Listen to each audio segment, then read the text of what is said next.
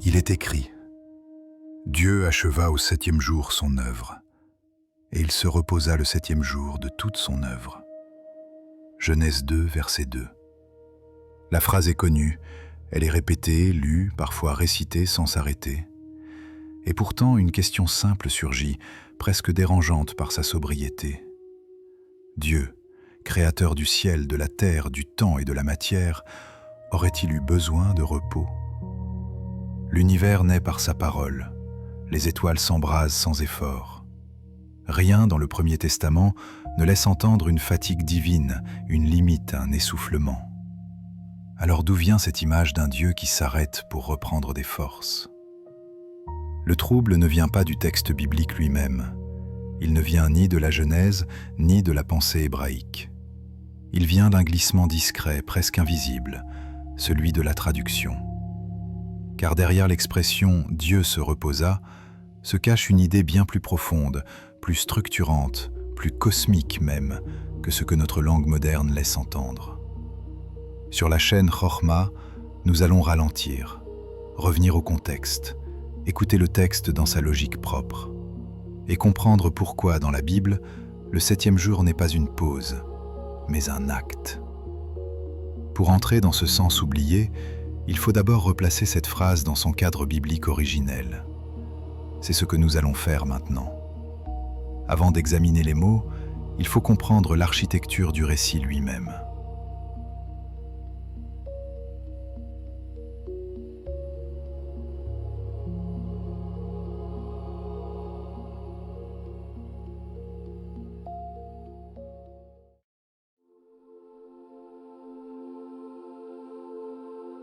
Chapitre 1. Contexte biblique. Le récit de la création s'ouvre sans fracas, sans lutte, sans résistance. Dans le Premier Testament, Dieu ne façonne pas le monde avec ses mains, il parle. Dieu dit, et cela fut. La formule revient, sobre, régulière, presque liturgique. La lumière paraît, les eaux se séparent, la terre produit. Chaque acte est ordonné, maîtrisé, sans tension ni dépense d'énergie.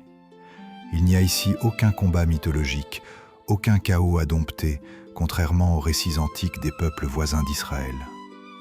La création biblique n'est pas une victoire arrachée de force, mais une mise en ordre par la parole. Rien dans ce texte ne suggère l'effort physique. Rien n'évoque l'épuisement. Rien ne prépare l'idée d'un Dieu qui aurait besoin de récupérer. Et c'est là que surgit un problème théologique évident. Le Dieu de la Bible est présenté comme tout-puissant. Il est éternel, hors du temps. Il n'est pas charnel, il n'est pas soumis aux limites biologiques de l'homme. Il est écrit « L'Éternel est le Dieu d'éternité, créateur des extrémités de la terre. Il ne se lasse point, il ne se fatigue point. » Ésaïe 40, verset 28. Le texte est clair. La Bible elle-même exclut toute idée de fatigue divine. Dès lors, une conclusion s'impose avec calme et rigueur. Si Dieu ne se fatigue pas, alors le mot « repos » ne peut pas désigner un repos physique. Le problème n'est donc pas théologique, il est linguistique. Pour comprendre ce que le texte dit réellement, il faut maintenant écouter la langue dans laquelle il a été écrit.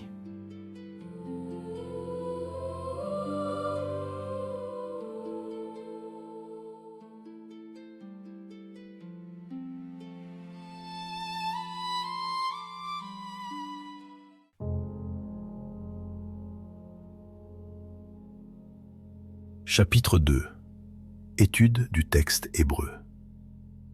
Il est écrit, dans la majorité des traductions françaises modernes et classiques, « Dieu acheva au septième jour son œuvre qu'il avait faite, et il se reposa au septième jour de toute son œuvre qu'il avait faite. » Genèse 2, verset 2. Cette formulation traverse les siècles.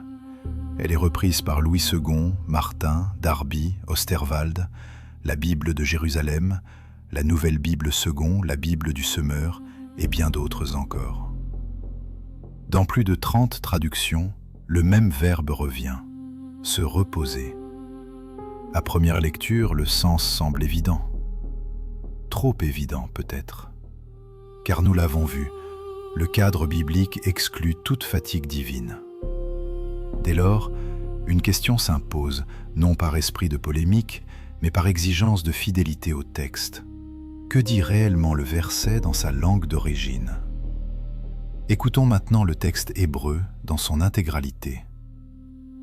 Vayichal Elohim bayom hashvi, malartu asher asa, vayishbot bayom hashvi, mikol malartu asher asa. Le mot décisif est là. Un hébraïsme dit vayishbot.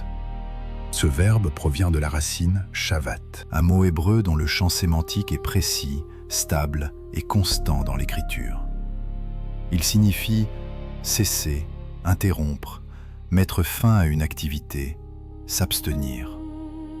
Il ne signifie pas dormir, il ne signifie pas récupérer. Il ne décrit aucune réalité physiologique.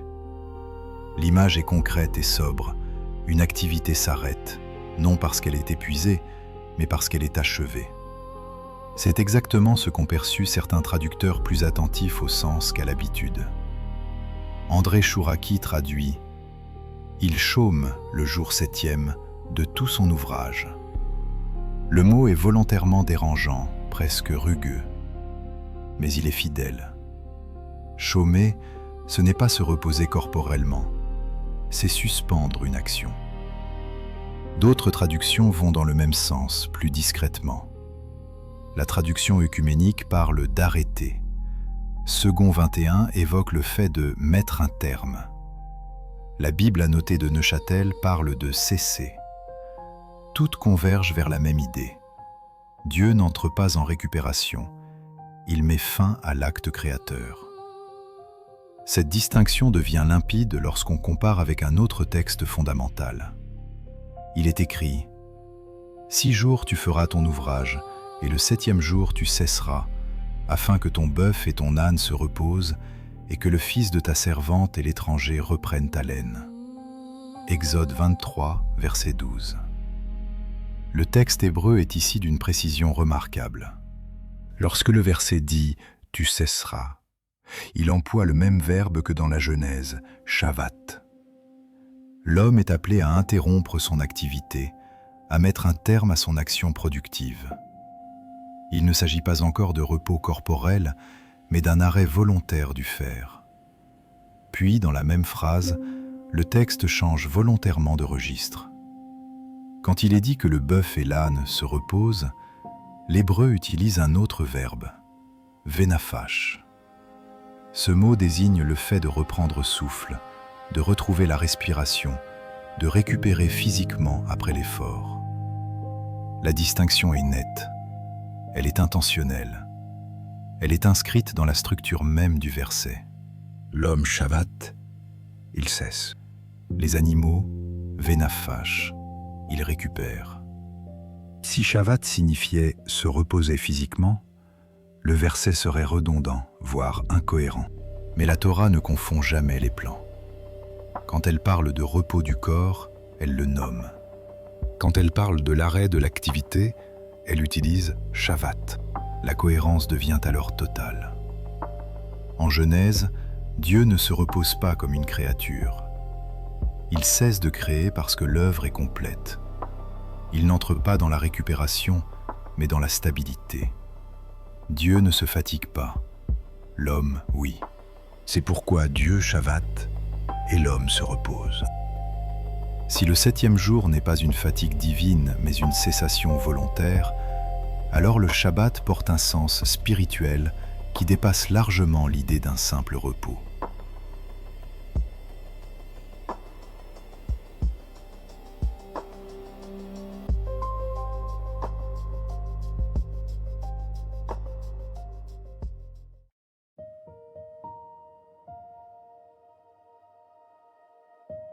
Chapitre 3. Sens spirituel du Shabbat. Le Shabbat n'imite pas une fatigue divine, il ne reproduit pas un besoin de récupération. Il révèle une vérité plus profonde. L'homme se repose parce qu'il est limité. Dieu, lui, institue un temps à part. Le 7e jour n'est pas une pause biologique appliquée à Dieu, C'est une frontière posée dans le flux du temps. Un arrêt volontaire qui donne sens à tout ce qui précède. Un arrêt qui dit que la création est achevée, que l'homme n'en est ni le maître ni le correcteur, mais le gardien.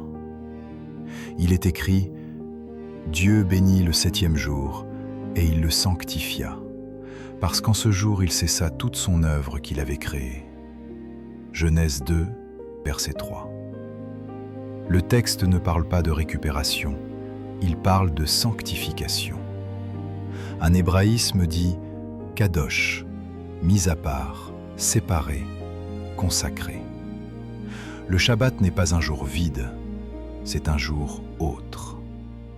Le message biblique devient alors limpide. Le monde est complet. Il n'a pas besoin d'être amélioré par l'homme, mais accueilli avec gratitude.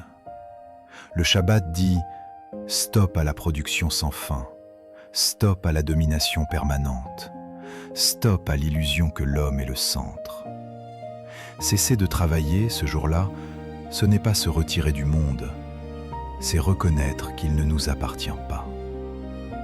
Mais le Shabbat ne se limite pas à un commandement inscrit dans la création. Les écrits du Deuxième Testament en élargissent la portée. Il est écrit que « Il reste donc un repos pour le peuple de Dieu, et que celui qui y entre se repose de ses œuvres. » Hébreux chapitre 4, versets 1 à 11. Le texte ne parle plus seulement d'un jour dans la semaine, il parle d'un accomplissement. Ce n'est plus seulement un rythme hebdomadaire, mais une promesse pour l'éternité. Le Shabbat devient alors une préfiguration, non d'une inactivité, mais d'une paix. Non d'un arrêt imposé, mais d'une plénitude promise. Comme un souffle qui suspend le temps, il invite à goûter dès maintenant la paix du monde à venir. Ainsi, le Shabbat relie le commencement et l'espérance, la création achevée et le repos à venir. Dieu cesse de créer pour que l'homme apprenne à cesser de se croire créateur.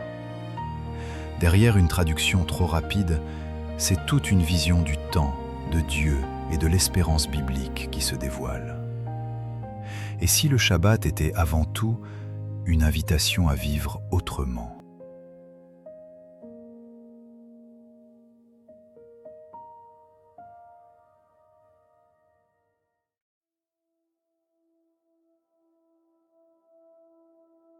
Conclusion. Revenons à l'essentiel. Le texte hébreu ne dit pas que Dieu s'est fatigué. Il ne décrit ni effort, ni usure, ni récupération. Il dit autre chose. Il dit que Dieu a cessé l'acte créateur. L'idée d'un repos au sens physique ne vient pas du texte biblique, mais de traductions approximatives, héritées de réflexes humains projetés sur Dieu. Revenir à la langue hébraïque, ce n'est pas un exercice d'érudition réservé à quelques-uns. C'est une protection. Une protection contre l'anthropomorphisme. Une élévation de la compréhension de Dieu. Dieu ne s'est pas reposé parce qu'il était fatigué. Il a cessé de créer parce que tout était accompli. Et cette logique traverse toute l'Écriture. Quand Dieu déclare qu'une œuvre est achevée, il n'y a rien à ajouter, rien à corriger, rien à compléter. Il est écrit « Tout est accompli » Jean 19, verset 30. Comme dans la création, lorsque Dieu dit que c'est accompli, l'homme est invité non à intervenir, mais à reconnaître. Sur la chaîne Chochma, comprendre les mots, c'est retrouver le sens. Et retrouver le sens, c'est apprendre à se tenir à la juste place.